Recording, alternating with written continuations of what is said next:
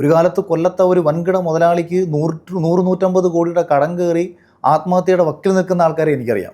ഇന്ന് ഒരു കാലത്തെ 25-30 കോടിയുടെ വീടുകൾ വെച്ചവർ ഇന്ന് പൊളിഞ്ഞുപോയി.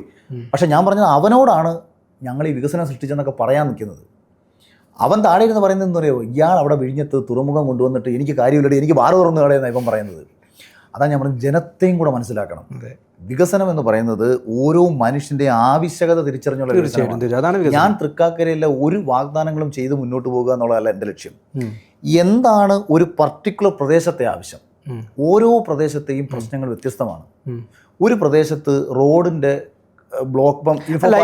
ഇന്ന് അഗ്രേട്ടൻ പറഞ്ഞല്ലോ, അഗ്രേട്ടൻ ഒരു കോളനി പോയി കണ്ടു, വളരെ സങ്കടം തോന്നുന്ന കാര്യം. അവിടെ അഗ്രേട്ടൻ ആണെങ്കിൽ എന്ത് ചെയ്യണം? ഞാൻ അവരോട് എന്താ പറഞ്ഞെന്നറിയോ, അവരെല്ലാം ഭയന്ന് ജീവിക്കുന്നവരാണ്. ഒരുപക്ഷെ ഇടതുപക്ഷത്തിലൊക്കെ വിശ്വസിക്കുന്നവരായതുകൊണ്ട് ഇത് തുറന്നു പറഞ്ഞാൽ ഞങ്ങളെ എന്തെങ്കിലും ചെയ്ത് കളയുമോ എന്നുള്ള ഒരു ഭയം ഇവരുടെ എല്ലാവരുടെയും ഉള്ളിലുണ്ട്.